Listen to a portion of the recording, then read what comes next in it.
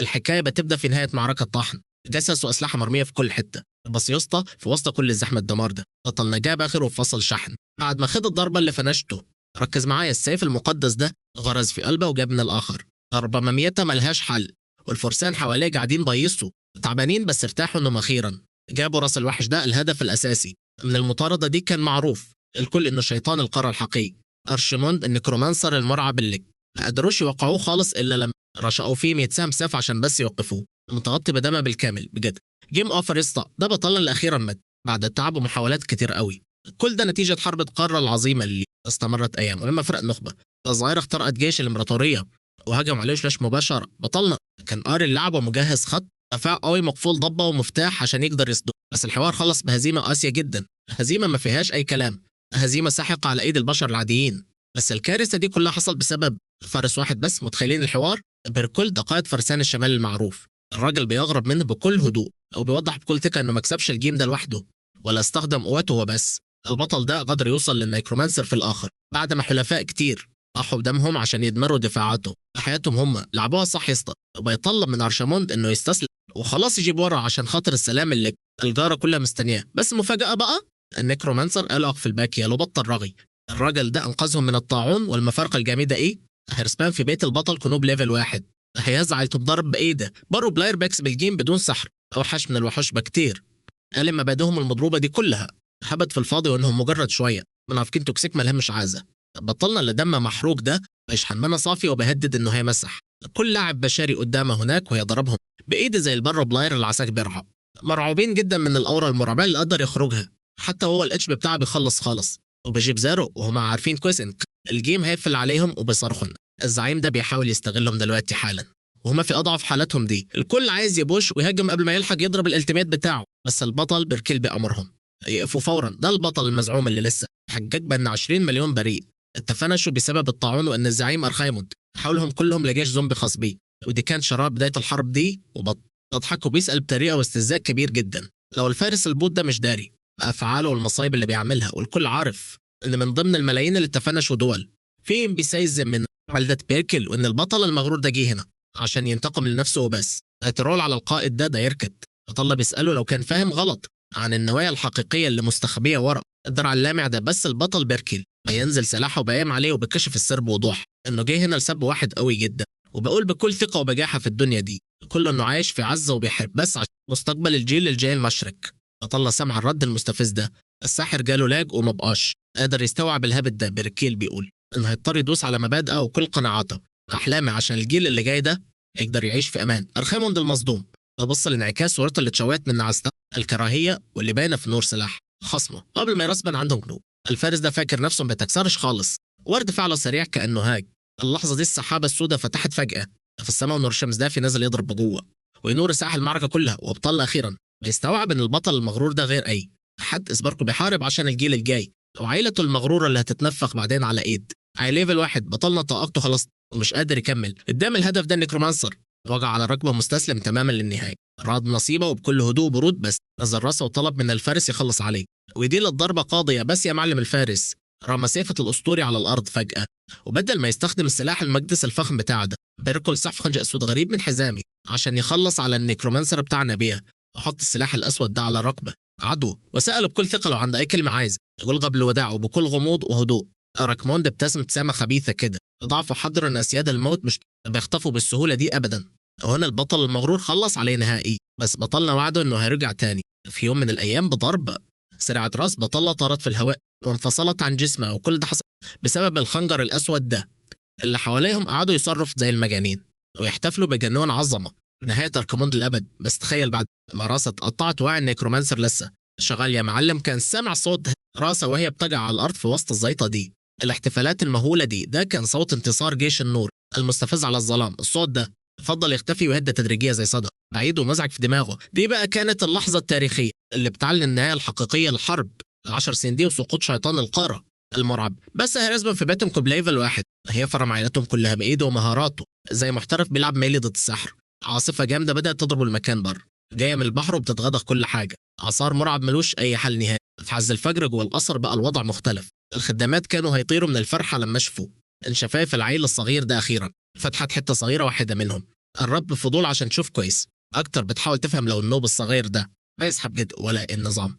وعي بطلنا رجع له بالكام فجأة، مصدوم انه رزبون في قاعدة الاعداء، والخدامة فرحانة بتصبح عليه بكل رقة. الزعيم الصغير بتشاور بحماس على صور واحد ست زي القمر، وبتشرح ان الست دي دواء، انها امها الحنينة. الخدامة دي بتشجع البيبي انه يكلم امه اللي هي اصلا عدوته. بطلنا اللعيب حاسس ان جسمه ليفل واحد، قليل جدا وبطيء زي السلحفاة.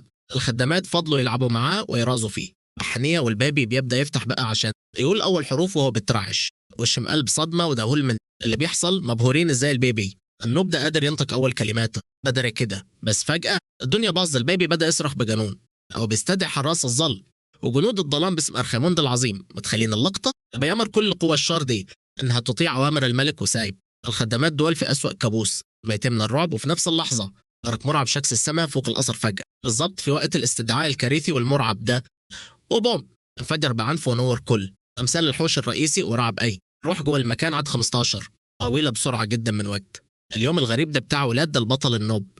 ورث العائله في ممر القصر الفخم جدا، شلة من الخدامات بيتنهدوا بحب وبيرغوا بحماس. تخيل البوس بتاع اللعبه يعمل رسمهم كشخص، طب جوه قاعده اعداء حرفيه. الخدم مسحولين ومبهورين جدا بجمال وشو الشعور الابيض الرايق بتاع الواد ده. الكلام ده نوبل ليفل زيرو من غير ماجيك، مراهق عايش وسط عائله البطل المغروره اللي شايفينه مجرد تحفه فنيه عاديه. عيل تافه بس هيفرمهم ضرب بايده، لو شو وسطهم كانه بارو بلاير بيلعب شخصيه ميلي بفكت بس بنظره واحد جايب اخرهم الصول من اللعبه. لزغان على الاخر الشغالات بيفضلوا يراوا في كل كورنر في الصاله، هيموتوا ويعرفوا بياكل ايه كل يوم عشان يبقى قمر وجامد كده. فجاه بطلنا الجامد ده بلف وش بنضرب حد زي السيف، المستوعب انه اخيرا لقى التارجت اللي كان بيدور عليه. بس فجاه ومن غير انذار خد جرد المية التلجة تضل على وشها في ثانيه واحده. غدر جبان من راجل عجوز توكسيك مش قادر يمسك نفسه من الغل، وبزعج ويامر الروح الشريره دي انها تختفي من المكان ده للابد. القسيس جيريسون اللي اتعصب جدا وبحلف ان الواد النوب ده عنده نفس نظره الشر بالظبط بتاعه الزعيم ارخموند القديم وهو ماسك راس الواد اللي غرقان في الميه دي. القسيس بيقول ان التطهير ده نجح تماما رغم ان في 3 نبض طرطش عليهم مياه هناك، الميه بتنقط في كل حته. كلام بيسف ازاي العجوز الكلام ده بيصدق الهبل كله ورا بعضه ومش غلش دماغه خالص يا عم. وبيسأله سؤال انت ما بتهزرش من حواراتك دي؟ الطقوس المستفزه دي الاساس بيدافع عن مصدق جدا هبله الاعمى ده وشايف الروح ارخموند الشريره مستخبيه جوه جسم الواد ده ولازم تطهر فورا. كلاش فارق معاه خالص كونه فين البوس عمل ريسبون، بس العجوز بخاخه وراه شميه مقدسه تاني فيه وشاع عشان يوقف السحر اللي جواه. لا يا ايفو كلنا اتعصب واساله بجد لو الكاهن ده فعلا مصدع ولا بيمثل صداع. ايمو النوب ده خلع بنفسه من الليله عشان يمشي وهو بيشتم في الراجل العجوز. قالوا يا عبيطه يا بائس كذا مره. الحراس طبعا ما استوش على ده وامروا العساكر يقبضوا عليه فورا، يقبضوا على الواد ده حاله ومن غير اي مخرج. بطلنا جري وتلوى في مكان في حوش القلعه وهو بيزعق باسمه، امتغاظ من المعامله كانه لعيب في الواحد نوب من واحد مجنون وهو غرقان. ما هي مقدسه استوعب ان اللعبه عملت له صباون في قاعده الاعداء وانه متاكد انه مات في الجيم القديم خلاص. ولما افتكر لحظه ولاد تعرف ان الولد ده اتعامل كانه جلاتش او فيروس قصة شرير وتحبس في الدار ده لمده 3 سنين، وكل ده بسبب التعويذه العبيطه دلوك اتجبر انه يستحمل نرف وعقبات كتير او يطول.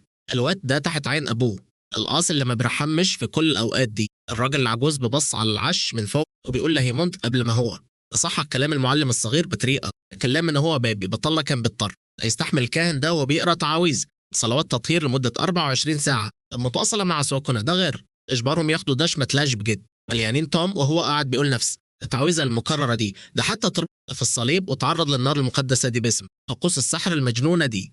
اليأس اللي كان فيه صرخات الولد طلب المساعده ران في كل مكان الكنيسس. ودلوقتي بعد 5 سنين خروج المعلم الصغير ظهر وهو قاعد على الارض ولابس طرطور حفلات نوب وهو بقامه الملل في العالم بتاعته. قارين شبكه ايديها وبدات تدعي انه يلفل ويكبر بجد عشان يشرف في عائله الابطال المتعجرفه دي. لما سمع الروح مشاهد شو البطل فتح عينه على الاخر من غير ولا ذره صبر اتعصب فلت من طاقية لكبي ونزل ضرب بايده خفف ويرزع على الارض وامر المكسيكه توقف الهبل ده. قرين زعلت وباين عليها الزعل وحذرتها ايزو ده شبجنتل وكل حنيه وده خلاها تتجمد في مكانها في نفس اللحظه. ولما حس بالذنب في اللحظه دي الشاب بتاعنا اعتذر انه كان قاس قوي كده واعترف ان لايمون هو اللي ضحك عليه وسوحه ونزل بسرعه كنبيلوت عشان يلم الايتم من على الارض وكان بيلوم فيه. قعدته في قاعده الاعداء دي على غطى مستمر وهو ماسك الطاقيه المكرمشه بالراحه. والبطل بتاعنا ليف الواحد بيحاول يلم الليل المحرجه دي بس الهدوء ده ما اخدش وقت.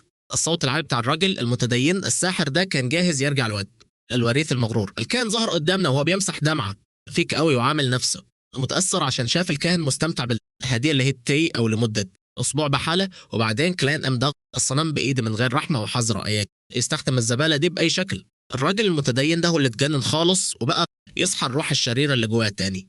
في الأوقات ده ما تشهدش أمر القناة، رجع له هدوء النفس تاني. إيه نسو ده بيكون قائد الفرسان هنا واجتهدهم كل دخل الأوضة بتاعتنا بكل احترام وتقدير، سأل لو ده الطقس بتاع النهارده ولا لأ. خلص عليه وعلب بكل برود وقال إن الإشاعات بتلف عن تشيكو إسلان، وإن عامل رسباونك شيطان، وصورة إكسنهوس بتلف في الوقت اللي الشاب هيبص لقى العجوز شكله متعصب، وكمان الفارس ده بيفتكر إن حتى الكنيسة أعلنت الكلام ده للوريثة كأنها كانت في وبسرعة جدا غير وقفته.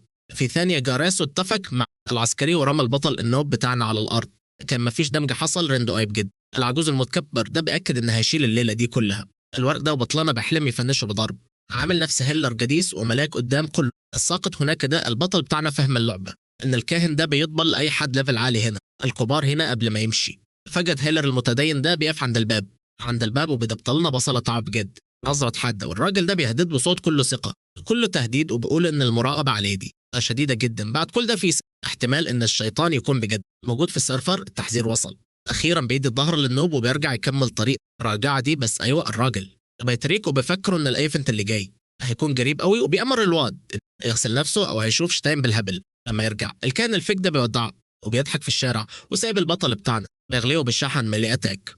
من كمية النرفزة اليومية دي الواد ده بيتحرك بأي طريقة ممكنة. أي ميلانوس على الطريق مش عاجبه البطل، مستغرب قوي إزاي هيلر كذاب مسمح لي يعذب الناس في السيرفر بالطريقة المستفزة دي من غير سكيلز. أرين موافق إن الراجل ده شكله عامل زي واحد دبابات معضل، عشان كده هيك بتسأل بكل براءة لو مش الساحر الشرير القديم ده ماتشو لونيجا. وفي اللحظة دي بالذات ابتسام مصطنعة بزيادة بيحلف لكل الناس إنه مش قادر خالص يستحمل يسمع الاسم ملعون تاني أبدا. من جواه عارف إنه لو اعترف بالحقيقة دي ينتهي بيه الحال، بيعاني عقاب مرعب ومحدش شافه، وإن يا دوب يلحق يرجع من جسمه القديم من ساعة ما رسبه هنا. البطل كانوب ليفل 1 تحت مراقبة الأعداء وضيع 7 سنين طويلة محبوس في دين مقطوع. البطل ده محبط جدا لأنه كان فاكر إنه هيلاقي سلام لما يرجع لمانشي، بس الفارس ده اللي من غير جناحات وماسك لقب الإكسارك ده. البنت مبهورة بالنهاية دي، فالموظفة قربت عشان تفهم هل المناصب دي بجد جامدة كده.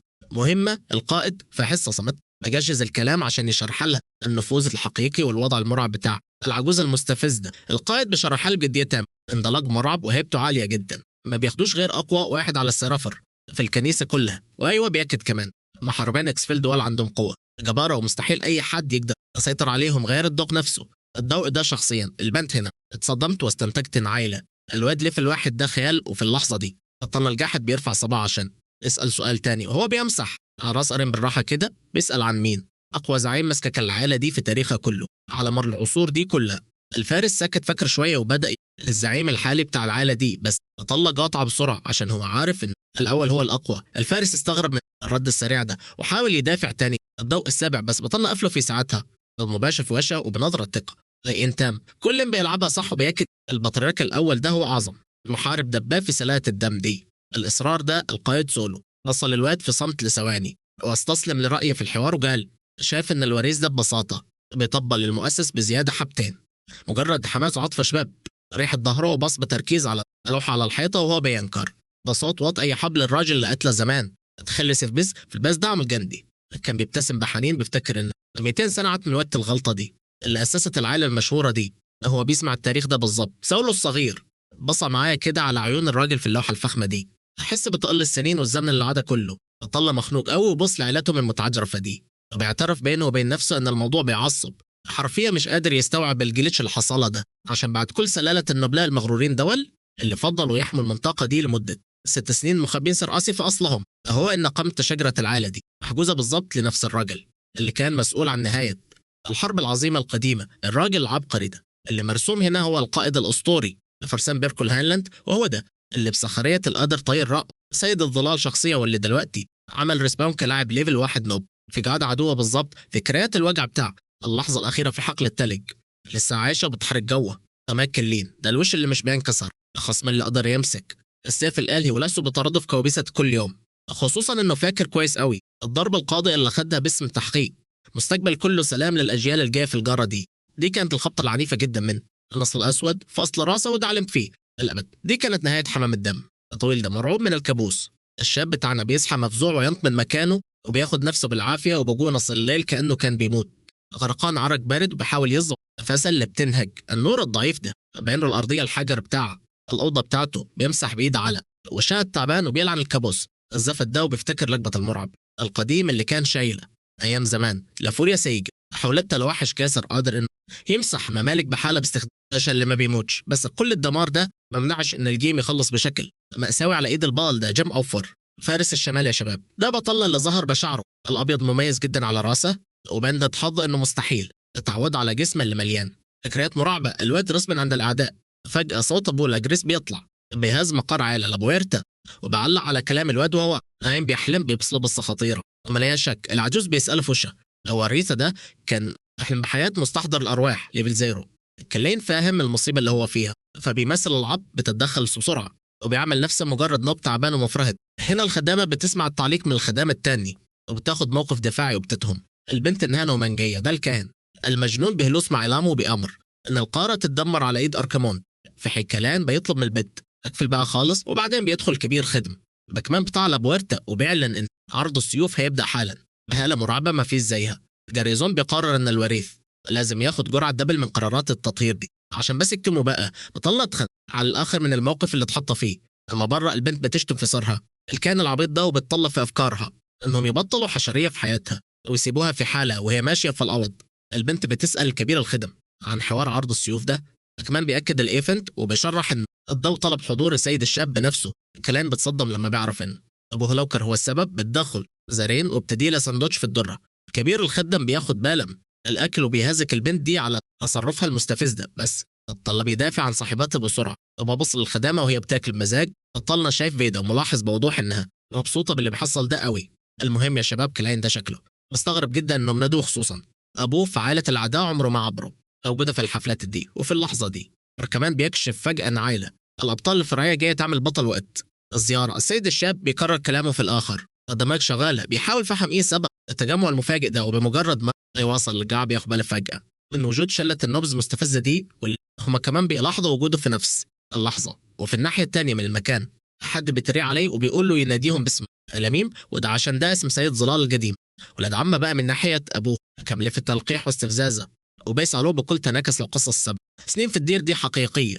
كمان بياخد باله من وجود قرايبه من عائلة الأقام الشمالية هياكلوا بطريقة همجية جدا. وده إنه كمان قادر يشوف خيالات باقي أفراد العائلة اللي من الجناح الغربي متوزعين في المكان كله بشكل مريح ومسترخي. واحد من عائلة الأسمس يلفت النظر عاد بثقة كبيرة جدا باين ده قوي في عاداته المتعجرفة. الكلام بيمشي وهو مطش التلقيح ده وشايف الصحراء دول مجرد لوات زبالة في شجرات عالت انضحك إن النبلاء أول دمهم بيتحرك من غرور وتناكة البت دي وبيطلبوا منها فورا الاحترام وبصوا كلهم على الشايل. واحد من الولاد بيزعك إن العائلة بتكلمه هو بطل الأسطورة ده بقى بترول في صراع على اللقب وبيعترف إنه مش فاكر اسم نادي أصلا وعارف إنهم هو على الفاضي بس عشان البيت الرئيسي مستواه بيقع.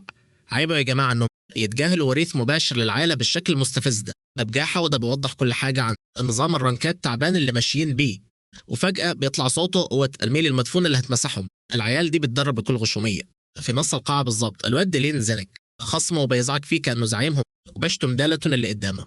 ديلين ده ضاغط عليه ومش بيفك وبيقول له بطل الاستهتار يا نوب ركز في الفايت واسحب سلاحك عدل زي الناس ومفيش أي فرصة يصد بيها. نزل عليه الضرب. ربعات داتون بيحاول يفهمه إن الفايت خلص بس مفيش فايدة. ديلين بيلعب كأنه محترف جد شايل الليلة كلها كأنه الأمل الوحيد اللي فاضل لعيلته المتكبرة دي.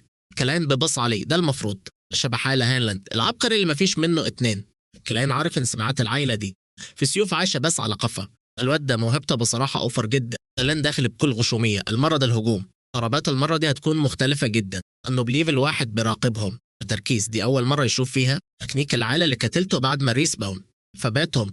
ديلين ضربة سيف افكية سريعة جدا على سلاح خصمة الخشب وفي ثانية نزل عليه بضربة تانية تقيلة بالطول كسر الدفاع دلتا خالص. جمع طاقته كلها والواد اطلفه وطلع حالة طاقة مرعبة جدا غطت جسمه كله بجد.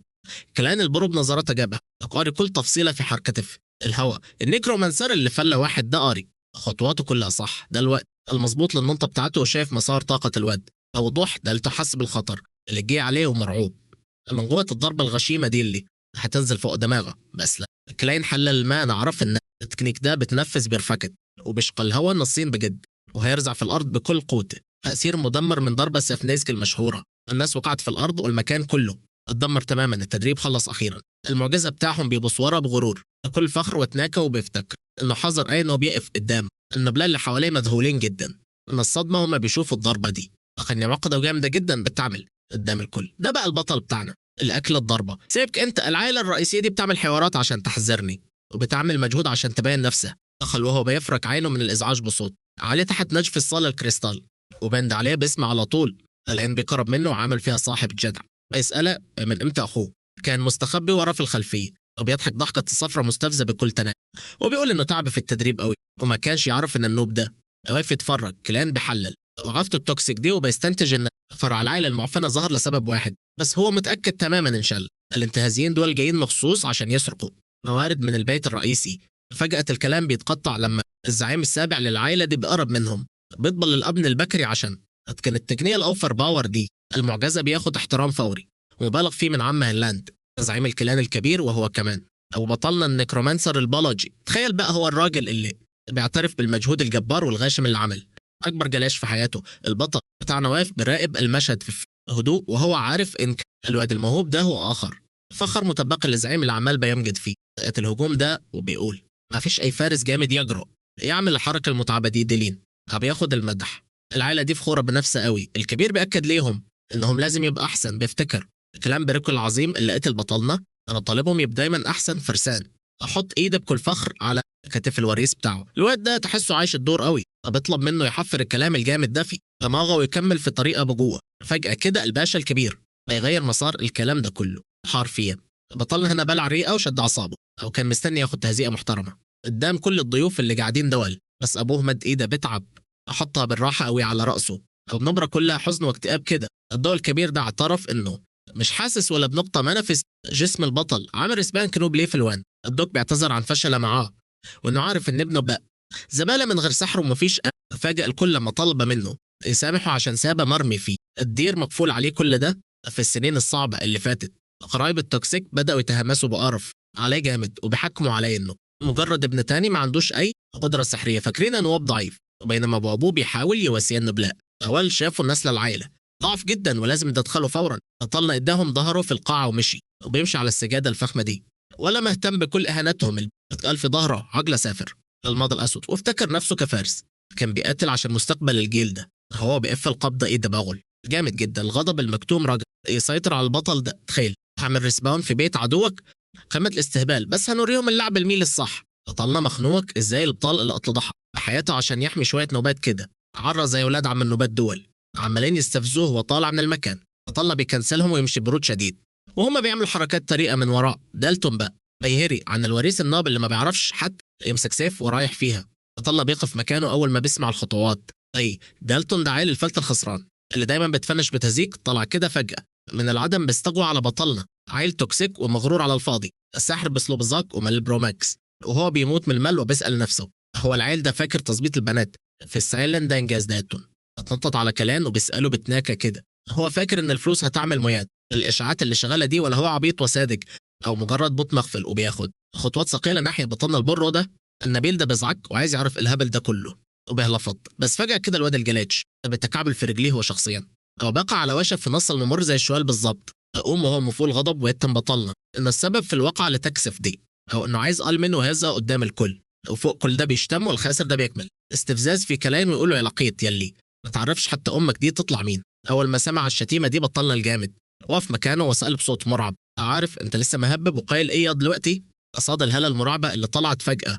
الطن ده بتشل في مكانه كأنه اخد لك وما يتحركش، وبيبدا يعرف كلان عارف ان غضبه ده كله مش عشان الام اللي هو ما يعرفهاش اصلا، بس عشان الاحتقار وقله القيامه دي اللي من غير سبب وبنظره ثابته. بيسال نفسه من جواه ازاي عائله الابطال دي مستواز نزل للقاع بجد، هيتربوا على ايده بدون سحر.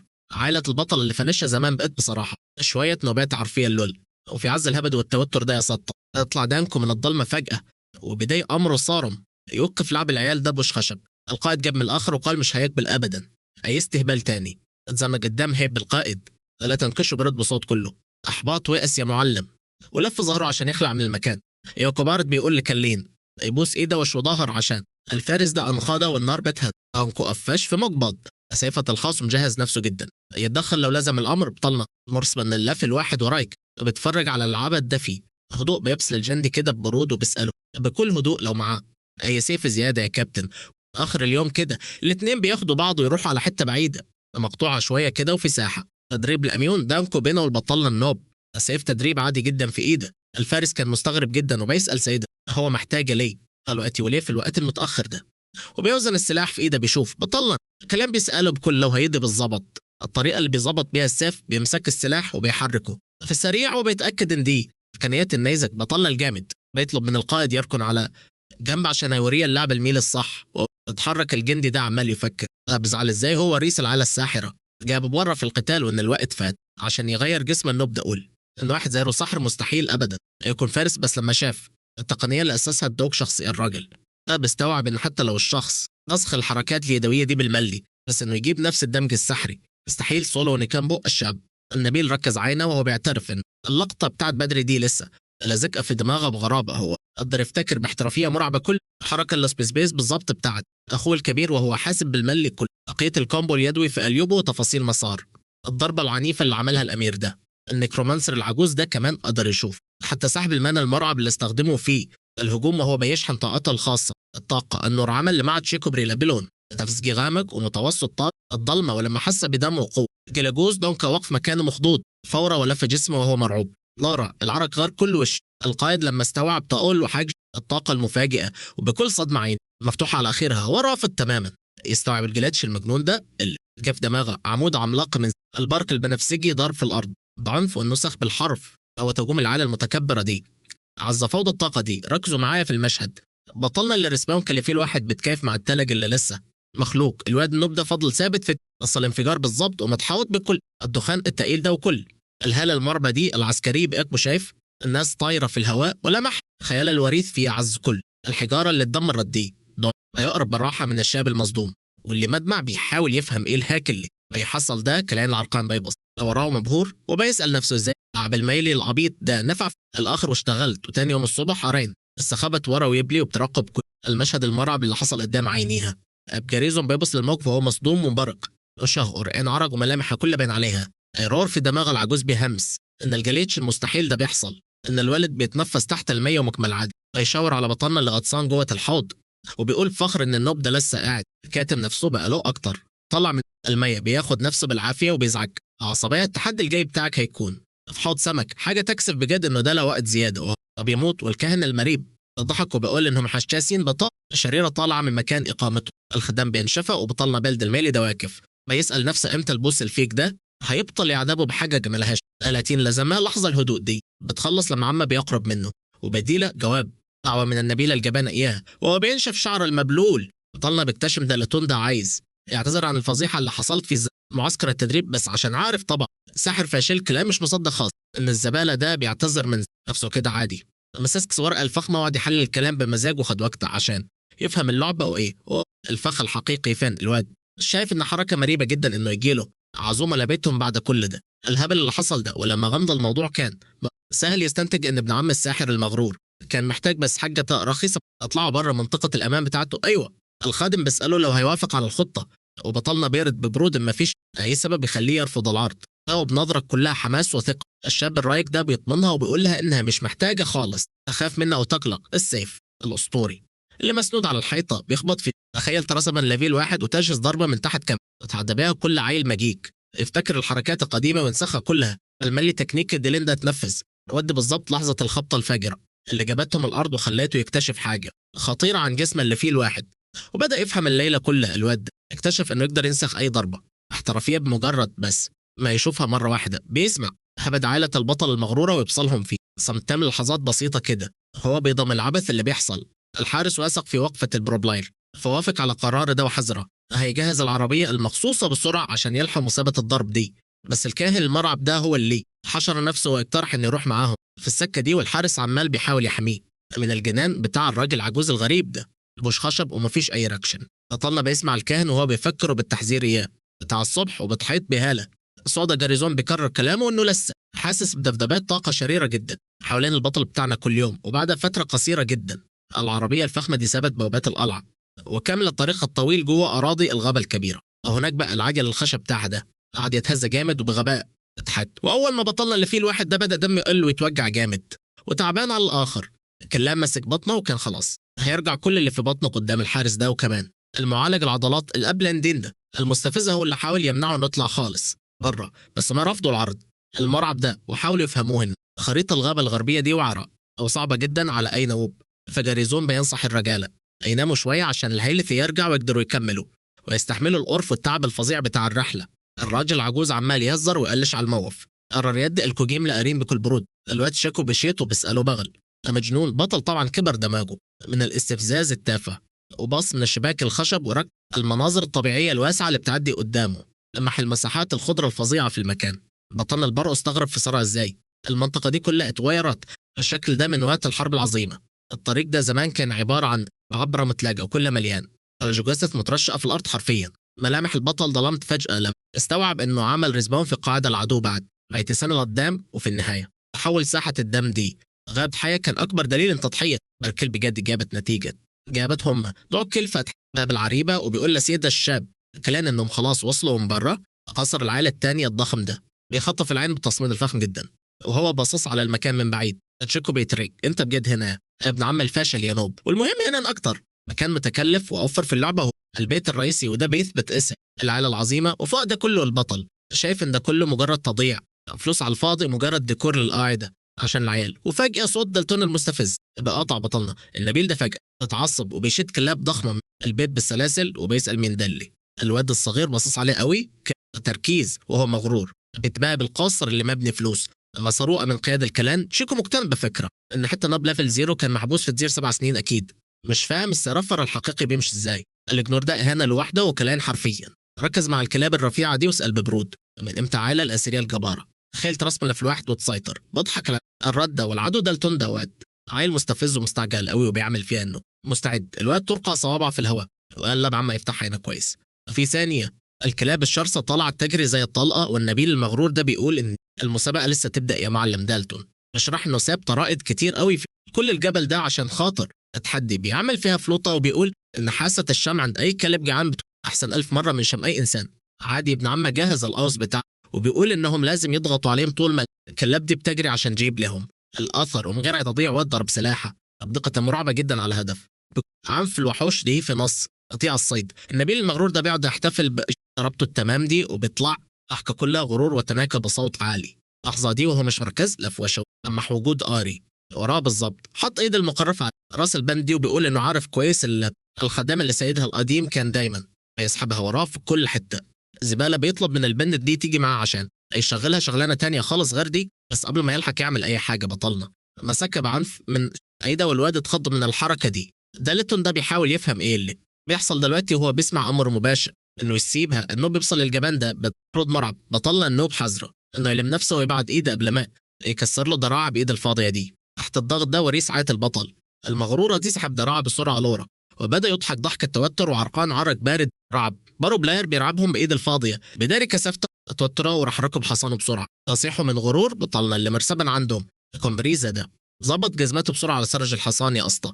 بيجهز نفسه عشان يخش على طول في نص الغابه. اول ما ركب النوب بتاعنا في فتح قرعته بطريقه مستفزه جدا يا اسطى وبيشاور للعائل الصغير عشان يجي وراه. ومن الناحيه الثانيه المعلم بتاعهم طلب من دانكل انه خلي بالها من الخدامه عشان الموضوع خطر وغلط جدا انهم يسيبوها لوحدها في مكان زي ده. الفارس كان الان من الحوار فاصر يروح معاهم في السكه وهو بيديله لفافه سحريه كده الاشاره. البتاعه دي استخدام مره تشتغل من غير اي مانع خالص وبتطلع انذار فوري سريع اول ما الورقه دي تتقطع. كلن حط البتاعه دي جوا جيب ولاحظ شكل العسكري الكبير في مصيبه كبيره ممكن تحصل في السكه الرحله دي. بطلنا ظهر علامه بتنور على ايده والواد اللي في الواحد امر القائد يقطع الورقه بتاعته دي. لو نبه الجبان اختفى من قدامه وسلم جزء من الخطه للتبع بتاعه ده. السيد الصغير بتاعنا ركب حصانه وانطلق في السكه ناحيه المنطقه المقطوعه دي. دونكل فضله واقف ورا بيتفرج على المعلم وهو بيمشي في صمت تام. وبعد وقت قصير وقت العصر جاء والسماء بدات تظلم قوي جدا فوق منطقه الجبال دي. هو راكب على الطريق الترابي.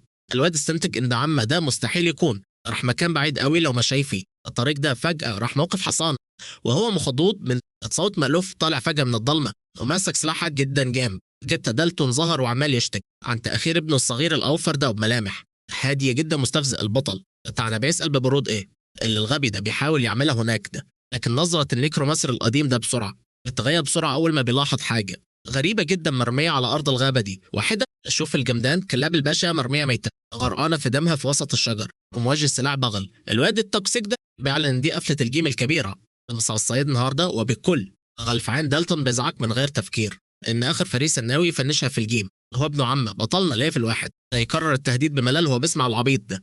الجبان ده بيقول إنه ناوي يطير رابطوه عشان ينشن على أخوه الكبير. دالتون بيكمل كلامه المستفز وبيقول إن العائلة الأساسية مجرد كلام فاضي مضحك من غير مجيء أو حتى أخلاق، وبحركة سريعة من إيده الواد ده بيحذر إنه النوب ده مش هيلحق حتى يدوس أتاك عشان يعيش. وفي اللحظة دي سفاح متغطين بيطلعوا من الضلمة وبيسحبوا سيوفهم في حين الخاين بيقول إن الحكم خلاص بقى في إيد فرع عيلته. كان بذرة ما متركزين احترافية فوق الشجر ومجهين بسرعة أسهمهم ناحية بطلنا قافلين عليه أي فرصة للهروب تماما وتحاصر من كل ناحية بشكل ممية. البارو بلاير بتاعنا بس بيلف وشاهد الناحية التانية وبيوافق على كلامي. برود عدو واثق من المكسب وبيسرح بخال المريض في الحيصة بتاع تاني يوم عن السقوط المخزي عائلة الشمال الكبيرة دي. الواد ده بيحس انبهار أكتر بنشوة الفوز الخبيثة دي وبتريق إن الناس هتقول الشاب ده مات كأكل للكلاب. وفي لحظتها ذكرى البطل الأسطوري بيركل اللي قتله بترجع البال وبيفتكر كلام العبيط عن القتال عشان مستقبل العيال دي. وده الموقف الكوميدي والمسير لشفقة ده. البرو ما قدرش يمسك نفسه طلع ضحكة صغيرة كلها تريقة. القصيرة دي بتحول بسرعة لضحك هستيرية ومجنونة وهو بيوشع بإيده ومسخسخ. الواد مصدوم مش مستوعب الرياكشن الغريب ده. العم رجع لورا وهو مستغرب وبيسأل بخوف هو النوب ده اتجن خالص. فجأة بطل ضح في ثانية كأنه قف زلزل إيده في ثانية وبدأ يغير أحبر صوته لصوت تاني أغمق وأرعب كتير. بص للواد ده بعيون لونها أحمر دموي وبيقولوا أنت مجرد أخد مقلب في نفسه وساك فيه قوي يا سطة. كمية الرعب والضغط في المكان خلت النبيل المغرور ده يتسمر في مكانه زي الصنم وشباب يجيب عرق عرض من كتر الرعب شكله مسخرة. نية القتل عنده ما بتزرش أبدا. بطلنا بيفتكر إن العائلة دي اتبنت أصلا على قفاه وبدمها هو دلوقتي شوية وبات بيخربوها. طاقة ضلمة تقيلة قوي بدأ تتلافى زي الإعصار حوالين جسم البطل وعماد دوام عنيفة جدا. أصل الملعب السما لونها قفله بقى غريب جدا والعدو بيرجع لورا وهو باتته وبيقول إن الحوار ده مش هيخلص. بس بطلنا رد عليه دي مش ماجيك يا شوية نوبات وهو متغطي بنار زرقا. المرعبة سيد الموت القديم ده كشف إنه بيلعب اللعبة دي بطاقة شيطانية خام. المرتزقة بيحاولوا يحموا نفسهم من الهوى المرعب ده مرعوبين ومش فاهمين أي حاجة حرفيا مش مستوعبين اللي بيحصل.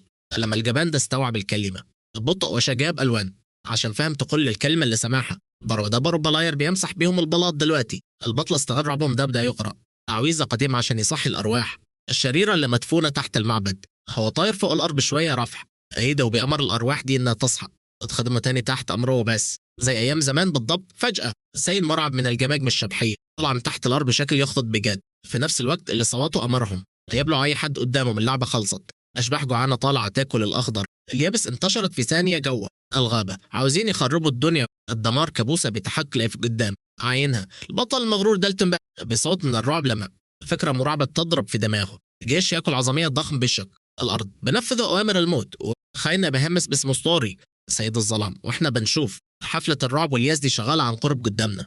الكلم بفرد ايده ببرود حكم على الأعداء المغرورين بالإبادة التامة. نوب لفل واحد بيرسم يجيب المكان. بطلنا النوب ده بيعترف انه كان فاكر انه ازاي يبقى بوس بس وهو وسط كل آثار مودي. اللورد بيأكد طبيعته الحقيقية كشيطان الأرى دي عمرها ما ماتت. صوت بطلنا بيرم في دماغه ويفتكر 200 سنة طويلة بحالها قضاها محبوس في دائرة ملل مش بتخلص بس اعترف انه لسه حاسس بيهم جامد. عبرنا ومن غير نهاية في أعماق الضلمة لفل الواحد ده. سامع أصوات الميتين بتنادي عليه ببساطة بيتقبل الموقف المرعب ده. بيوصف الإحساس اللي ماشي في جسمه كأنه حنين للماضي بيرجع ذكريات للسطح ومسحوب مع الموجة دي.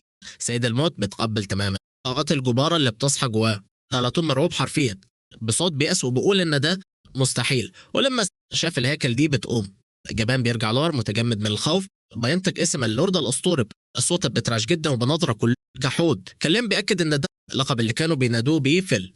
وقتها المرتزقة اللي حواليه مصدومين ومش مستوعبين وبيسألوا نفسهم هل الأسطورة المرعبة دي طلعت مجرد حابت صدمة شلت ذات لما واحد فيهم لمح جيش العظم الغريب اللي لسه طالع من الضلمة. واحد من الهياكل المرعبة دي ركز نظرتها على الرجالة وبتطلع أمر مباشر عشان تفرمهم كلهم في مكانهم قدام التهديد. الشيطاني ده فرقت العساكر وقفت متسمرة من غير حركة بسكوت مستنيين أول حركة وبيحاولوا يداروا رعبهم اللي فضحهم. واحد من التابعين طلع حكى فيك وبيتريك على شوية العظم المعفن اللي قدامهم. ولما بطل سمع الأعداء بيسموا جيش ده زبالة ملهاش لازمة. بطلع النوب نزل راس، فكر في الإهانة دي وسابهم يعيشوا في ثقة مصطنعة كده. الشلة دي بتبهب إنهم فرموا ميات من الوحوش دي قبل كده في مهمات عادية، تشيل الخطر تماما. الواد الخاين قرر إنهم هياخدوا الروس دي كتذكار بعد ما يخلصوا الخناقة دي. النبيل المتدلع ادى أمر فورا عشان يمسحوا الوحوش دي اللي ساد المر الرئيسي، وبأوامر من القائد الشلة بدأوا يجهزوا نفسهم بسرعة عشان يفتحوا سكة جوه الغابة دي. فرق الضرب البعيد رفعت أسلحتها وركزوا هجومهم على الصيادين المعزولين في الساحة. الصوت المرعب جدا بتاع الأقواس وهي بتشد رن في الجو، وده بيبين كمية الغشومية بتاعت الضربة اللي جاية. ومن غير تضييع أي ثانية الكوماندر بتاع قوات العدو طلب تركيز تام على الهدف ده. مطر تقيلة من الأسهم شكت الهواء الضلمة ونازلة بأقصى سرعة صاروخية ناحية بطلنا ده القصف. المد نزل عليهم بكل غشومية وقوة على اللورد، واللي باين كأنه لايفيل وانه مش قادر يصد في الغابة، بس قدام الموت الأكيد ده بطلنا الهاكر. بس الواد ده هادي ازاي ولا هم كل الدمار اللي بيحصل ده. الضرب كله بيخبط فيه، غير مخفي بيرتد بعنف جدا قبل ما يلمسه اصلا. ابن عم المغرور فاكر نفسه كسب الجيم وبتريق، متخيل ان النوب الضعيف ده بقى مصافات دم. بس فجأة كده الضحكة المستفزة بتختفي من وش الخاين لما يستوعب ان في كارثة بتحصل. غبار المعركة بيهدى وبكشف وقابل الرصاص اللي انضرب ده كله طراز في اجسام جيش كامل. الموتى حرفيا عمل حيطة سد، الوحوش مسكة اسلحتها وبتحمي المعلم بتاعهم بمثالية تمام من كل الجوانب وهو باصل للدفاع ده. البطل بتريكن 200 سنة دخلت العائلة وتنسى القوة الحقيقية المرعبة. الوحوش بتاعته المرتزقة دول كان رعب حقيقي لما استوعبوا ان الاعداء دول عملوا خطة دفاع صلب جدا. فرمشت عين الواد ببرود شديد كده بيقول انه عذر صدمتهم وهبلهم ده. الوحوش دي كانت مجرد نسخة عادية، نظرة كلها شر واضحة لهم بكل برود انحرافية كده. جيش الخاص بيشتغل بطريقة تانية خالص. ومن الجبان ده اتجمد من الرعب لما المعلم ده امر روح البطل العظيم بيركل انه يتفرج على العرض اللي هيبدأ حالا بمجرد امر واحد سريع. اول فرق قصة وضع الدفاع هجمت عليهم بالزامن مرعب، واعلن انه هيدفع كل الناس اللي بيتريقوا وبيشتموا في المستقبل اللي الشمال حارب علشانه زمان بكل قوة شجاعة في الماضي تمن غالي قوي. الواد قفل قبضت جامد وبدأ الهجوم وهو بيأمر كل جيش يسحقوا الخاينين دول من غير اي رحمة. جيش الوحوش ده نطبح شيء على الرجالة وهم ماسكين سيوفهم القديمة بعنف. ولما شافوا صراعاتهم الحقيقية المرعبة دي النبيل ده جال يأس واستغرب ازاي النوب العظم بيجري موجات زومبيز وهياكل افر باور بتكتسح خريطة بيصرخوا بصوت رعب بجد، بيهجموا من غير رحمة. قائد النوبز بيحاول يلم في الفوضى بيزعك عشان يثبتوا في تشكيل قدام الخطر. بس التحذير ده ملوش لازمة لما جندي منهم جسمه اتخرم بدم بارد سيف، وفي ثواني بالظبط سيوف فرمت الأسهم دول والدم غرق الشجر ومزنوق ومن غير أي مخرج. دالتون بيلعن حظ الزفت وهو بيتفرج على المجزرة فريقه كله. وفي عزة الرعب الخاين المغرور بترجل الصف الثاني من الجناصة حصروا منطقة قبل ما يتفنشوا. وفجأة من الهياكل ركز عين على الشجرة وجاب مكانهم بالملي. الأهداف الجديدة في عز الضلمة فرقة المرعبة بتجهز وحوشها في صمت ومستنين لحظة الصح للهجوم. ولما شافوا ان الاستدعاءات دي معاها أسلحة بعيدة المدى المرتزق سابوا المكان وخلعوا بجلدهم وهو بيتفرج على هروبهم الكوميدي ده. الماستر القديم بس ادى أمر التفنيش النهائي. عاصفة مميتة من الأسهم الحادة تشق الهواء رايحة دايركت على الأبز المرعوبين ومن غير أي فرصة حقيقية للدفاع. القناصة تضرب وقعوا في الطين. صراخ الرعب والألم قطع صمت الغابة دي كلها. ياسسهم المتخرمة بتقع في الظلمة. وفي الاتحام المباشر المجزرة لسه شغالة.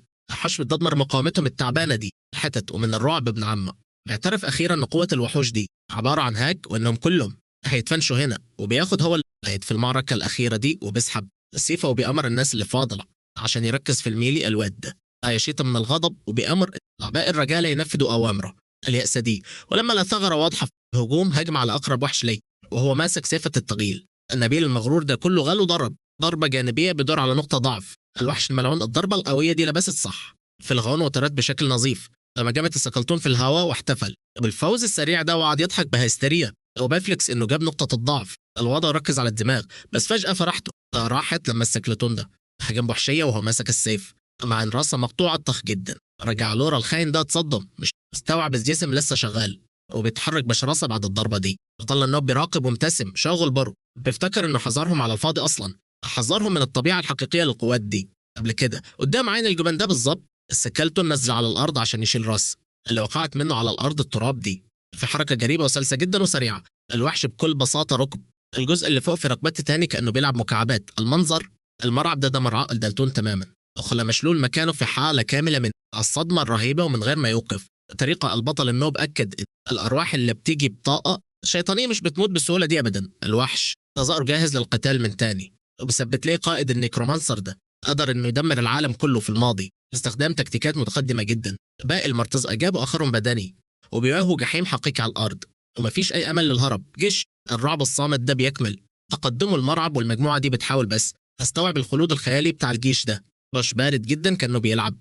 كلين استوعب ان جسم النوب ده اخره ليفل 1 وما يقدرش يشيل غير 11 استدعاء بس. ركز تاني في المجزرة اللي بيعملها دي، وسلب برود لو المفروض يكمل. عقب فيهم مفاجأة صوت خروشه. فروع الشجر العالي رن في الغابة الضلمة واقفة عشان يشوف ان الضحية الجاية بعيد عن الدم. كان في ضحكة بريئة ده في مليء جنينة القصر المنورة. تخيلتهم وهي قاعدة مرتاحة. البنت أرين بتسمع كلام الكاهن الوحش، هو بهري في حكايات عن البطل أيام ما كان في الدير. القصة دي أصلا خلت أرين تفطس من الضحك، وقالت إنها لما تخيل المنظر ده قدامها بس بيموتها من الضحك. وهو بصص لشغفها. جاريزون لاحظ قد إيه البنت طايرة وبتحب جدا البطل بتاعنا، ومن غير أي تفكير لحظة أكلت حلاوة وأكدت على كلامه. هي قمة السعادة والفرحة بجد. في نفس الوقت جوه الغابة الضلمة واحد من رجال دالتون بترجع. الهياكل العظمية ترحمه، بياخد نفسه بالعافية وهو محاصر جيش الموت ده. الراجل بيرجع لورا مرعوب، والرعب ماسكته إنه هيبقى الضحية اللي عليها الدور. رجع بقى للقعدة الرائقة دي الخدامة بتكمل تطبيل في كلين، وبتقول إنه كيوت طيب قوي. وفي نفس اللحظة دي بالظبط ضعف الأعداء لما انتهى العنف والوحشية في الغابة، وهي مش دارية بالمجزرة خالص. آرين بتأكد إن سيدة ده أحن واحد في الكوكب كله، وهناك بعيد البقل بتاعنا قيمت إيده ببرود تم الدم. الخون دول العلبة يطرش وينزل يغرق وشك كله تنفيذ الأوامر اللي بادة دي. الهياكل العظمية بتدوس وتخرم في جسم الرجالة دي من غير أي ذرة الرحمة. وفي وسط الفوضى دي كلها المعلم دالتون بيحاول يدافع عن نفسه بالعافية من الهجوم. هجوم الوحوش ده إيه بس في الآخر بياخد خبطة جامدة بالطيرة لبعيد قوي، وهو عمال يسبو ويلعن فيه. الموقف المقرف ده وهو بيحاول يفوق من الخبطة دي بلمح ضل كده بيقرب عليه بسرعة من الجنب. دالتون النبيل ده متغاظ من رخامة وحوش العظم دي، وحلف إنه يوقف تجديدهم المرقع ده. بالمح خيال بطلنا ليفل والضباب وبيظبط الايم عليه ده يركت عشان يفرمه، عشان عارف ان دي فرصته الوحيده للرجع. دالتون بيب زي المجنون ومطنش الوحوش اللي حواليه وقاطط بكل قواته من ورا ظهر بطلنا النوب عشان يعمل هجوم مفاجئ في الجون. الخاين بس قال ان اللعب العبيط ده معد الجثث دي لازم يخلص هنا وحل. الجبان ده اتعمى من الغضب وراح مقرب بسيفه وبيحلف ان كل سامونز دي هطير. بس فجاه عين بطلنا نورد بنفسجي غامق جدا لما حد بيقرب بسرعه من وراه ومن غير اي اندهاش خالص. بطلنا التراش بيقول ببرود انه يشوف كل الحركات وده باستخدام عين الدارك دي. قام ساحب سيفه وشاحن طاقه كهرباء مش طبيعيه. صوره دليم تيجي بسرعه في السماء بالظبط، وهو بيكوبي نفس الحركه اللي شاف اخوه الكبير بيعملها. عم المغرور اتصدم لما عرف حركه العائله السريه حتى اب. الخبطه الاخيره بطلنا بينه بضرب ضربه النيزك المدمره المضطهده النار حمراء على العدو. فمج المرعب ده فرم جسم دالتون وخلى النبيل المكسور مذهول من الليل.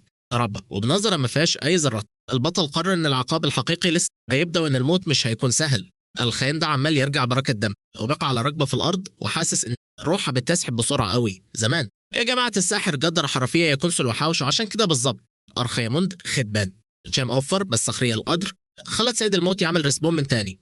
كانوب ليفل 1 في عائلة عدو الواد ماسك سيف جامد وبيفكر إن حرف الميتاك.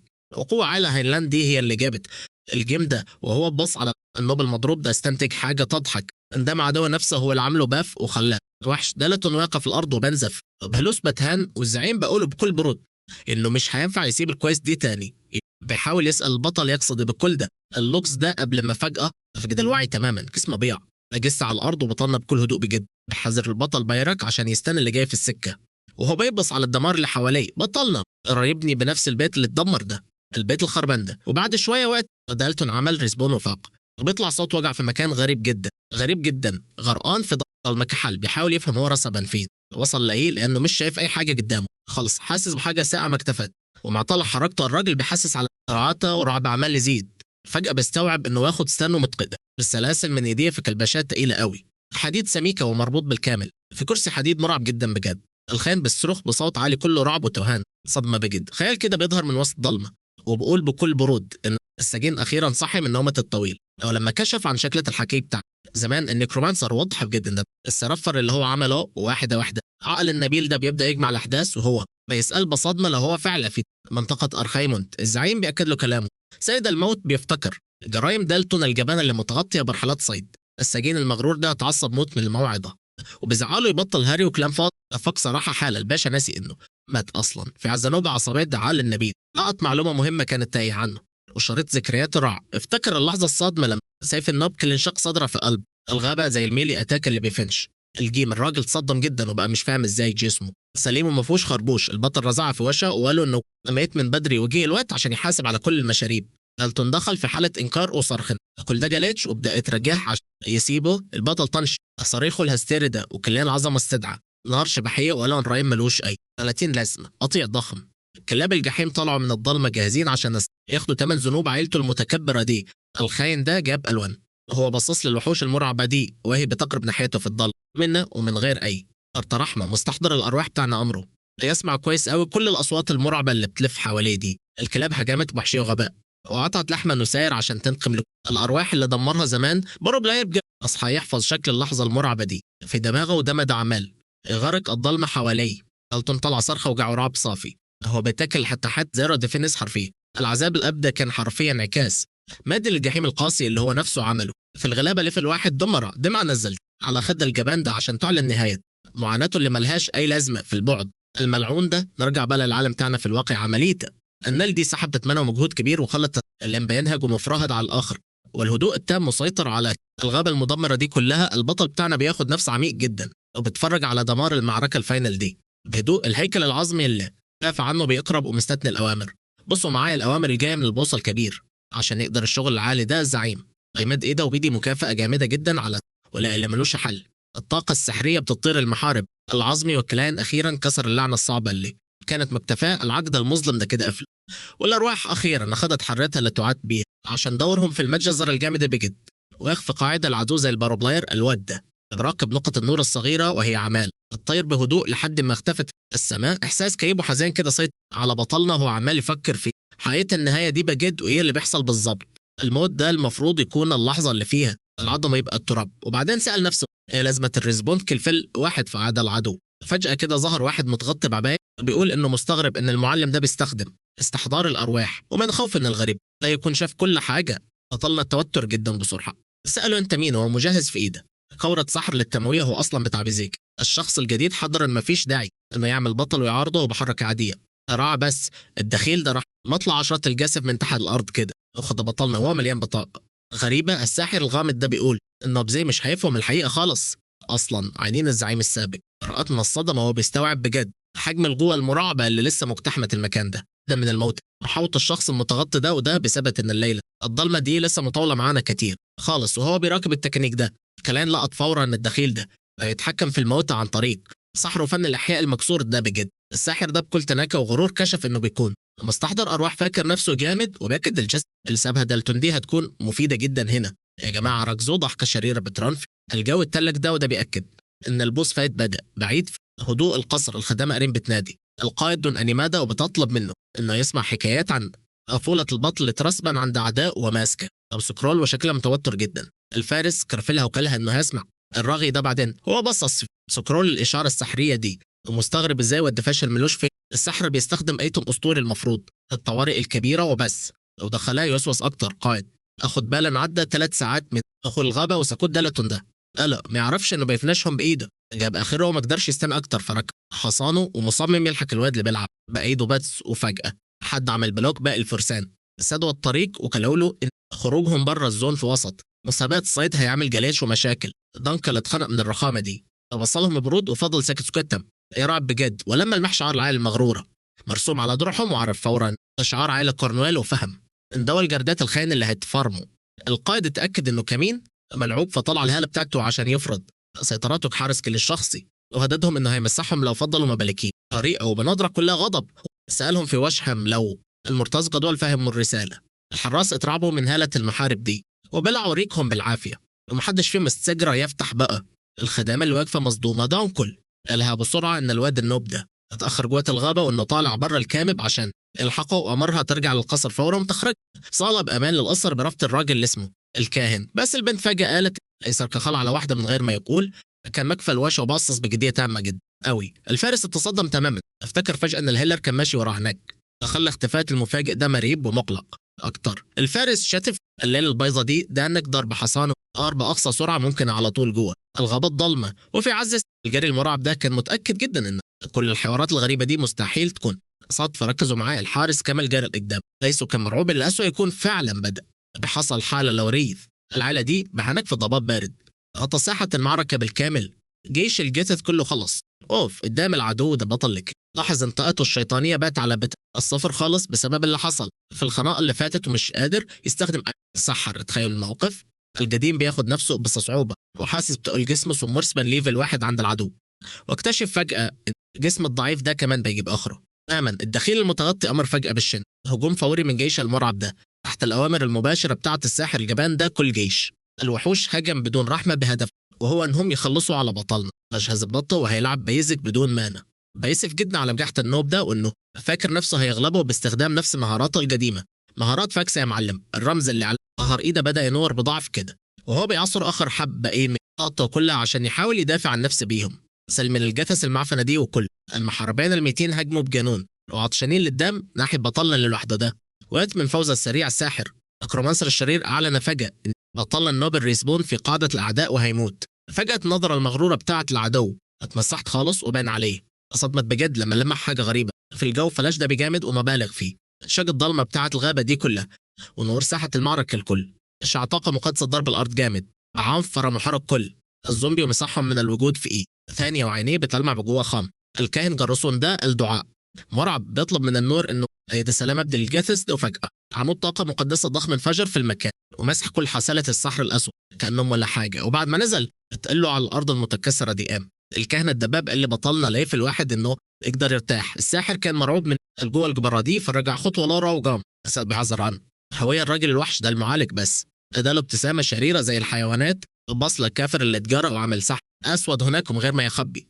فخرب منصبه الكبير ده قدم نفسه رسمية بصفته السلطة العليا بتاعت الكنيسة وجاهز ينظف المكان ده. ولو الإجزارك ده ما بيكونش غير ل3 أشخاص أسلحة بشرية فتاكة حلفوا إنهم دايما ينفذوا أوامر الباب من غير نقاش عشان هم أقوى قوة قتالية. الوحوش دي هم الوحيدين اللي يقدروا يشيلوا ويستخدموا الأسلحة المقدسة اللي سابها لهم. الأساطير بتقول إن يا معلم واحد بس من الوحوش دي ادى قوة غاشمة قد قوة طلعة كاملة. نرجع بقى للمعركة. الساحر العدو بيعافر عشان يفضل غاف على رجليه من الضغط المخفي اللي طالع من الكائن الدبابة دهالة ثقيلة جدا وكسرت الأرض اللي حواليه وعمل دوامة من الطوب.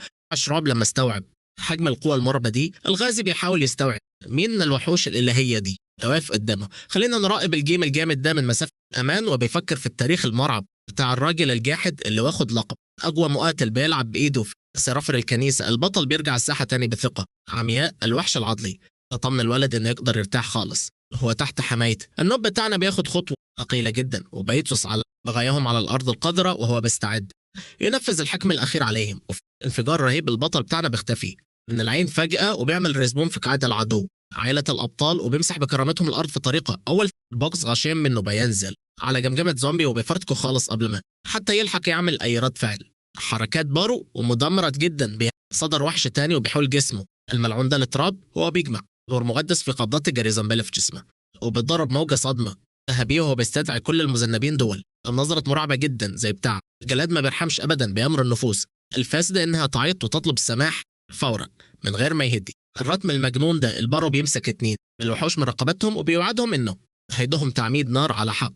طاقة نار دي بتاكل فيه وحوش المجيك اللي بيصرخوا من الوجع الشديد عشان ذنوبهم بتتنظف غصب عنهم. وعشان يكمل المجزرة دي جزمة المحارب الثقيلة بتغرس جامد في الأرض وبتشك الأرض وبتطير التراب حواليه.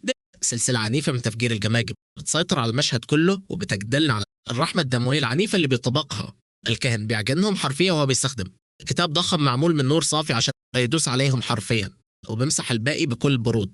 الرعب راكبهم كلهم من الدشملة دي. الساحر مش مستوعب ازاي في العالي زيت مرسبن في مقطوع زي ده وحواليه جثث متفحمة. بيسأل نفسه مصدوم ازاي لفل الرعب ده والقوة الجبارة دي تكون في شخص بشري. ولما لقى نفسه هيموت لو فضل مكان الساحر فظهر وخلى هرب بسرعة وهو بيلعن الغباء ونقص الداتا في خطه وهو بيجري على الحياة وبيحاول يفهم العبث اللي بيحصل ده ازاي ومقنع نفسه ان القوة كلها بس الرعب عماه. والساحر النوب ده في الآخر بتكعبل في الرجل وبيابع على وشه فجأة على الأرض. وقبل حتى ما الحيجومت على حيلة فجأة حس بإيد ضخمة جدا بتمسك رأسه. القوة والهيلر بتاعنا بيسلوا بطريقة على فين يا بطل مش كل عياطة ومحايلات حرفية. وجاريسون اغضب جمجمة الساحر ده بإيده وخلاه يصرخ بصوت عالي ومن غير أي زرع.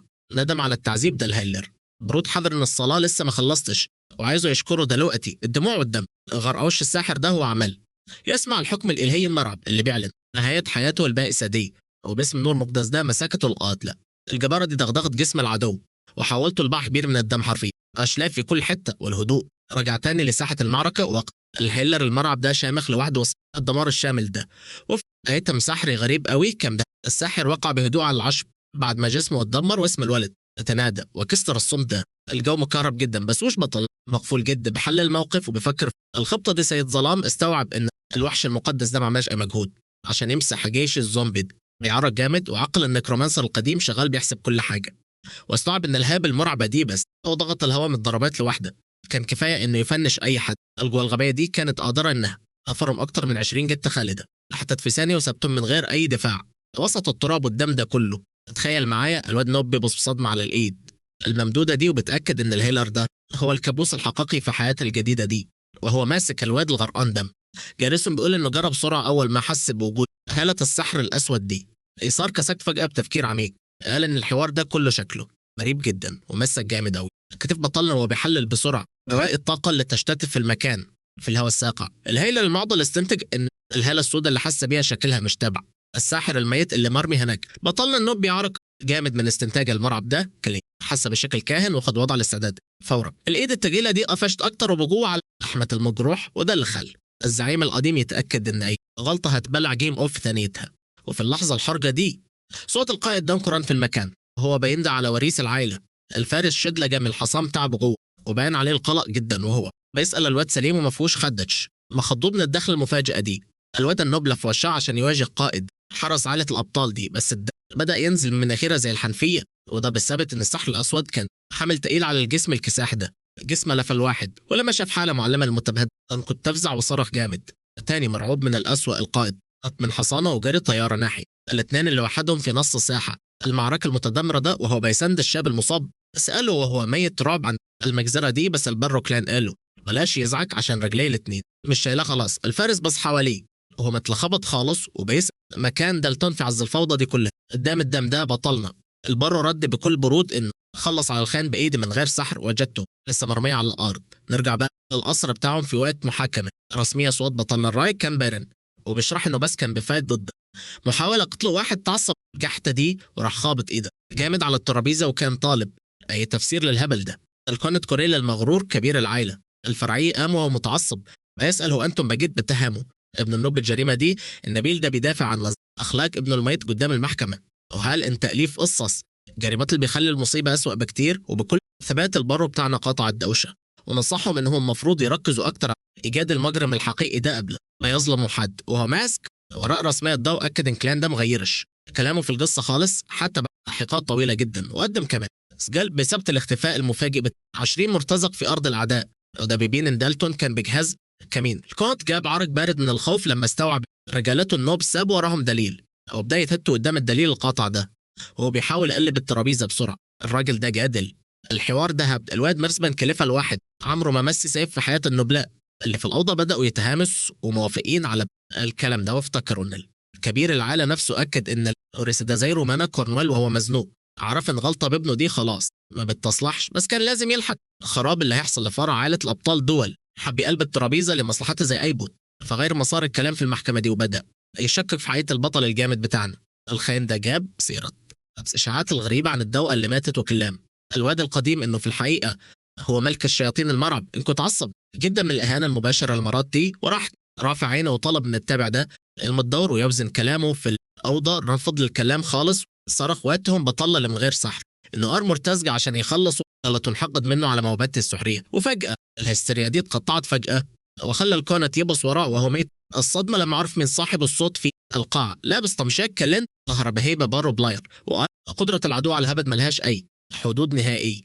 ثبات بطلنا قرر انه يدوب كان بيدافع عن نفسه بمهاراته القديمه وان الاب جاريسون ظهر عشان يأذوا من الاموات. قائد الفرع ده شاور بصباعه وبتراش على بطلنا قال ان الحوار ده كله مجرد مسرحيه هزليه وعينه كانت بتلمع بشر.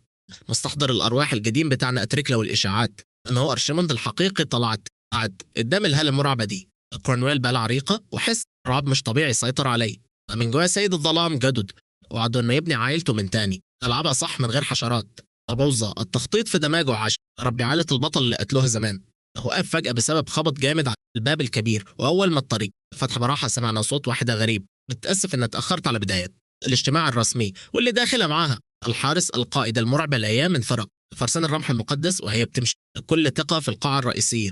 الانبساط على المحاربة الشقراء دي وبيحاول يفهم إيه السر الحقيقي ورا موجودة فجأة في محاكمة عائلية داخلية. باقي المستشارين كمان استغربوا جدا.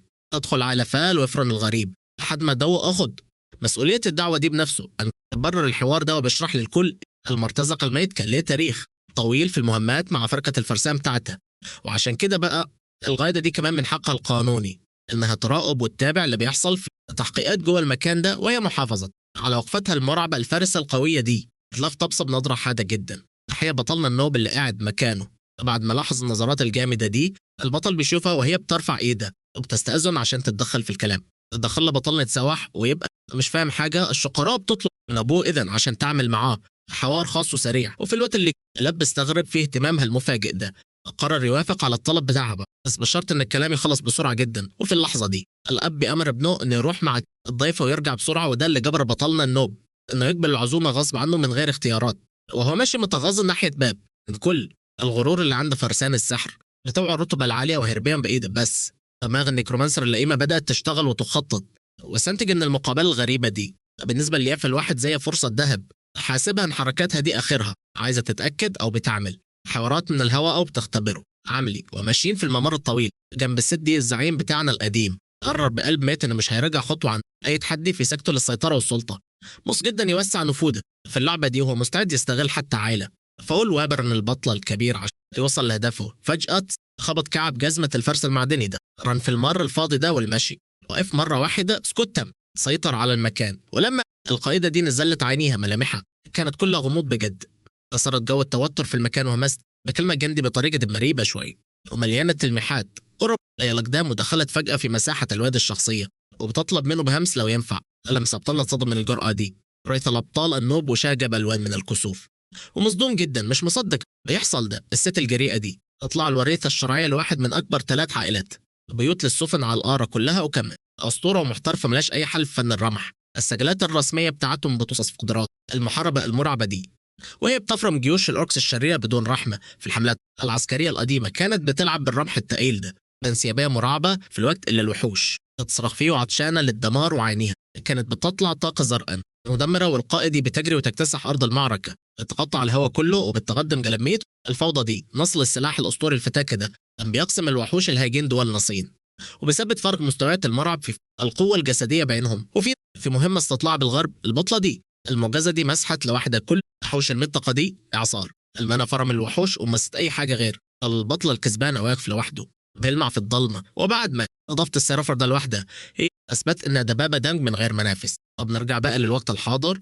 في قاعدة الأعداء الفخمة دي الشقراء بتسأل بحدة ليه النوب ده بطيء جدا في مشي. بطلك راح خطواته وقال إنه خلاص ماشي من هنا، بس هي حضرته ببرود إنه ما يعملش فيها صاحبة ولا يمثل العشب معاها خالص. البطل بتاعنا بيفكر كل إن عمته دي كانت الزوجة الثانية للدوك اللي جنبهم، فقرابتهم من بعض بعيدة قوي، بس لما حسب شجرة العائلة استنتج إن الشقراء دي بنت الزوجة الأولى، ودي حاجة بتخليها تعتبر بالنسبة له غريبة تماما ومفيش أي دم بينهم. وقفت فجأة وكادت لفت وقالت له إن الموضوع اللي جاي ده مجرد فضول شخصي منها مش أكتر، من غير ما تديله فرصة. يعترض اتحرك بسرعة وزنقت ليفل 1 ده وهو متوتر في الحيطة وخالته يصرخ الصرخة رعب وهي لسه مغربة من القرب الخانق ده المحاربة دي. عملت راسها وعادت نفس السؤال الغريب ده بتطلب إذن عشان تلمسه لما المشهد يقطع على شكل واجه قاعدة الأعداء المشمسة من بره. ولد بصرخ جدا من جنون الست دي وانعدام مع تمام. هي قربته ومسكت ايد الولد ده من غير ما تستنى اذنه وهي بتفحص ايده، شافت ان مفيش اي جروح او علامات وجالت انها عامله بالظبط زي ايد البيبي، وهو متوتر على الاخر كلام مرعوب من جواه بسبب تصرف الست دي وهي بتشرح ان السيافين بيتمرنوا حتة معينه جسم بتعصر فقط مهمه بين صوابع الست. المحاربه دي قالت بكل ثقه ان الاوتار ما بتكبش. البطل استغرب هي ناوي على ايه، والست جابت من الاخر ان اكيد ما مسكش اي سيف ده بيلعب ميلي بس. وقفت زقف شاليه بتقول ان مفيش ولا اثر لاي ضربه مستغربه زي النوب ده. كسب 20 عدو بايدبس. وهنا بقى رمت النظريه في وشها ان البطل استخدم هاك او نوع من القوة المخفية عشان يكسب الجيم ده. كلين لقط بسرعة دماغه رايحة فين، انتشر ورجع لورا وسألها لو هي جاي. كمان تتهمه انه رسبون في بائس العدو كانه الشيطان نفسه، ورغم انه كان عامل نفسه واثق من بره. بطلنا استوعب بسرعة جدا حجم الخطر اللي الست دي بتمثله. هو بصص في عينيها الحادة. بطلنا لاحظ انها مش بتدور خالص اجابات منطقية، دي بتدور على رياكشن يوقع. وبعد ما حسب المخاطر لان السكوت خطر، وقرر ان الهجوم احسن دفاع ورد عليه. وقالها برود ايه النظام لو هو فعل الشرير الحقيقي. الرد الصادم ده غير ملامح الست الجد خالص وخلاها تطلع ضحكة بجد من قلبها. فكت التكشيرة وقالت ان فكرة تضحك وشايف المستحيل. عبيط النوب ليفل واحد زي سيد الظلام الطريقة دي ضربت ايجو الواد جدا وسابته متضايق قوي، وبين عليه الجفلة من الهانة اللي ملهاش لازمة دي. وقف مبلم قدام الطريق المباشر على طول دي اللي في ثانية كسرت غرور سيد الظلام القديم. كان بترعش من الغيظ. بطلنا سألها لو هو سمع صح، بس المحاربة أكدت على كلامها. إهانة من غير رحمة. الست دمرت ثقة الواد في نفسه وهي تعد عيوبها الجسدية. وقلت له مستحيل، الواد نوب مفيش أي هبة خالص، حتى وإحنا عارفين إن الهبة ده غلط. التأثير النفسي بيبقى تقيل قوي، بالذات لما حد يقولك إنك ليفل واحد وعمرك ما هتقدر تهزم فارس ماجيك حقيقي. وعشان الظل ده لا بتعمل رهان مجنون. وعدات بوسة لو الواد ده قدر يختبر بجد قوتها الحقيقية. بطلنا المحترف فضله وك ساكت خالص بيستوعب العبث بتاع العرض المجنون ده اللي طلع له فجأة من غير مقدمات. هو بيحاول يفهم ايه اللي في دماغ المجنونة دي، وفي الآخر نفض للموضوع واستسلم وبطل تفكير عشان دماغه فصل شحنة خالص. العيدة دي بتقول ان الوقت اتأخر. راحت لفت ظهرها بكل برود عشان ترجع القاعة، وثبات البطل بتاعنا ده واقف لوحده في الممر كأنه جلتش في الممرات اللي من نور بنور آخر النهار. الست دي كانت محافظة على ملامحها الغامضة وبتقيم الموقف بدماغها بعيد جدا عن الواد ده. الفارسة دي بتفكر وتقول لنفسها سيد الشياطين الحقيقي مستحيل كان يتصرف بالطريقة العشوائية دي ومن غير أي أحكم. ولما رجعنا قاعة المحكمة أسماء الاثنين اتنادت بصوت عالي جدا قدام كل المستشارين اللي كانوا قاعدين في الأوضة الفخمة. ولما رجع مكانه بطلنا كلين ده فكر مع نفسه إنه ساب دفاع يقع فجأة. اعتبر نفسه مجرد عيل. فالواحد بتاع مشاكل إيرل كورنويل مكمل في الشياط، والغضب بتاعه على الناحية التانية، ومش راضي يصدق خالص أي حوار عن الدفاع عن النفس التعبان اللي تقال ده. وباستغلال لحظة الهدوء في وسط الزعيق ده كله كبير العائلة إن كل هيسأل بكل ذوق عن الموضوع الأساسي بتاع المحادثة الخاصة دي. لا قررت تاخد اللقطة وفتحت بقى عشان ترد بسرعة على سؤال الضوء المباشر. بس فجأة وفي لحظة غضب وجنون مش طبيعية خالص الواد السيد الشاب ده غرز سفحات بغشومية في الترابيزة بتاعت المجلس التجيل. الخبطة المفاجئة بتاعت السيف دي خد القائدة وكبير العائلة في نفس اللحظة. لما بصى في وش الشخص ده اللي لفق له الحوارات الكد دي فاشا كان قال انه بنفسه هيدخل ويثبت حقيقة بدراع. الواد مسك السلاح جامد. البطل بتاعنا قال للراجل ده بطل لك واقترح يحلوا الحوار ده بالطريقة الشمالية القديمة. لعب على المكشوف ومن غير أي زر خوف في عين الواد تحدى العدو بتاعه بشكل رسمي. لما رز حتى الموت الكلمة الجريئة دي رنت في القاعة كلها زي الرعد، وعملت صدمة وذهول بين كل النبلاء اللي كانوا حاضرين. الحركة دي طريقة قديمة جدا وحشية جدا عشان يحلوا الخلافات ومفيهاش أي قوانين خالص، واللي بيكسب في الفايد ده هو بحد الحقيقة المطلقة. وهو بيتته من التوتر اللورد التاني ده حاول يعترض على القرار المجنون ده، بس كلين صمم من عنده أسباب كفاية جدا عشان يدخل الفايد ده. الواد فضحهم وقال إن غير محاول إنه يلبسوا تهمة ظلم جريمة قتل الكونت. كمان أهان ذكرى والدته قدام الكل. من جواه النيكرومانسر معترف إنه أصلا مش مهتم العائلة ده خالص يا جماعة، بس عارف إن الحجة دي قدام الناس هتخدم. خططها بشكل مثالي وهو بيضغط على المستشار المنافذ بتاعه تاني. بطلنا طلب رد فوري وسريع على التحدي المميت اللي قدمه له دلوقتي. وفي اللحظة دي دوشة ملت القاعة والنبلاء اللي كانوا متحمسين لرجوع التقليد العنيف ده، التقليد اللي اقتص تقريبا من الأجيال الجديدة، وقرروا يسترجعوا دورهم الثابت كقادة كبار. وافقوا بشكل رسمي على المبارزة دي وأكدوا إن النتيجة بتاعتها العنيفة دي هتكون مقبولة رسمي على إنها القرار النهائي. الكونت بدأ يفكر القوانين القديمة دي واكتشف وهو في قمة حماسي إن كل الأدلة ضد دي فقدت كل قيمتها في اللحظة دي بالظبط. يا شباب لما شاف فرصة واضحة جدا عشان يكسب بسهولة، الراجل ده سأل بسخرية شديدة ازاي وريث ليفل واحد زي ناو اصلا. اتخانق بجد وابتسامة خبيثة جدا على وشه كده. العجوز المكرمش ده على انه هيجيب لاعب مكانه. بطل بديله بخطط ازاي هيجيب اجل بطلنا اللي راجع ليفل واحد ولا يتهز من الاستفزاز. بطلنا كليت العدو هيجهز التابوت يسطى عشان ما جزربنا اللي مات هتكرر تاني في نفس المكان. الاتفاق الدموي ده اتقفل في السريع مع الكونت. وافق وهو ميت من الفرحة على مواجهة الرسمية بعد 4 أيام بالظبط. ليا بطريقة في الصمت وفهمت اللعبة كويس ان النوب ده عايز يستقل. الجسس دي يسلم عشان يفرض بيه احترام مرعب على العائلة التوكسيك دي. الشمس بدأت تغيب في الأفق وده بيعلن نهاية محاكمة المغلجلة دي جوه قصر عائلة البطل الرئيسية اللي قتلته زمان. جوه أوضة فخمة جدا قصة صرخة عالية ومزعجة بترا قوي. وبتكسر هدوء الليل جوه المكان. طالما ده وهو مفزوع من اخبار الخناقه، دليل بيجري لقدام وهو مش مصدق نفسه وبيسال عن عاجل اخوه الصغير قاعد برود مستفز على الكرسي بدنهد بملل وبيقول انه وعارفه كويس كل مخاطر المميتة دي. السياف الأشقر اتصدم في مكانه تماما لما عرف إن أبوه نفسه وافق برود على الجنون الانتحاري ده يسطى. هو هيموت ويصلح الموقف. قايلين عرضه فورا إنه اتخانق كبطل بديل، بس بياخد رفض بارد وصريح من الواد عشان يواجه الابن البكري. هو بالساحر ده رماها في وشه وحضره إن قائد الشمال الجاي ما ينفعش يوسخ إيده أبدا. مع الزبالة الراجل الأشقر نزل دفاع لأنه فهم من دخوله الحل هيبوظ. شرفه قدام الكل وهيسلم آيات العائلة لعدائه على طبق من ذهب. الأرض القديم مقدر خنق أخوه عك السياسة ده، بس بيأكد على ضرورة إنه يخلص الجيم بإيده الفاضية. سمعته بالدم وبنبرة كلها. ثبات وإصرار مرعب. كلينارا قفلت الحوار وقالت إنها مستحيل تتراجع عن الخطة دي نهائي حتى بعد افتكرت حتم ماضيهم القديم. ذكريات قديمة، نوستالجيا دافية ملت الأوضة علينا. تكشف فرحة الأخ الكبير الصافية جدا وهو بيجري عشان يشوف أخوه لسه مرسبا. صورة كيوت لإيد النونو الصغيرة وهي ماسكة الصوابع الكبيرة بتبين الحب الصادق اللي دايما شاله في قلبه. نظرة العين البريئة والمنورة دي. هو مبهور بأخوه الصغير خالص لأول مرة.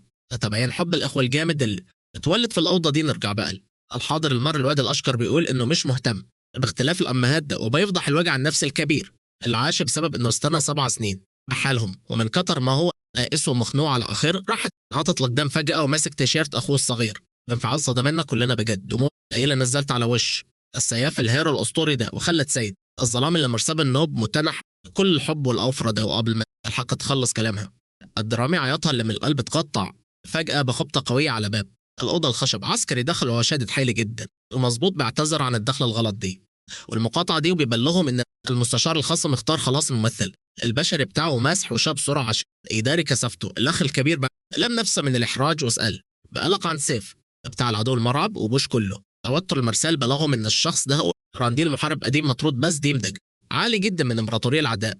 في مكان بعيد أبواب الخشب المعفنة قطعة زنزانة سرية بدأت تفتح تزيق بصوت كريب جدا. في طلماكة حل الضخمة بتاعها أسد بري متحنط متعلق على حيطة معفنة. ميزين الأوضة الزبالة دي اللي فيها المرتزق المرعب والمرفوض ده. سائل أحمر تقيل بينزل برميل كبير وبيملى بسرعة جاردل. خشب مقرف جدا لحد حافة المصدية. المنظر الكرينج ده مليان أسلحة وسخة خالص وأديب قديمة بيبين البص عطشان جدا للدم والمجازر ومن غير أي اتكيت للبشر. المحارب متوحش والحمج ده بيرفع الجردل ده وبيشرب الدم كله بالطريقة حيوانية متوحشة قوي ومعوشة مليان ندوب بشعة مقرفة. السفاح القاسي ده بيبتسم بخبث وجاهز ومستني هيسمع صريخ مرعب من عيل هو بتاني. بس عكس جنان البوز ده كلاين البر بلاير بتاعنا محافظ على وقفته الباردة دي وجاهز.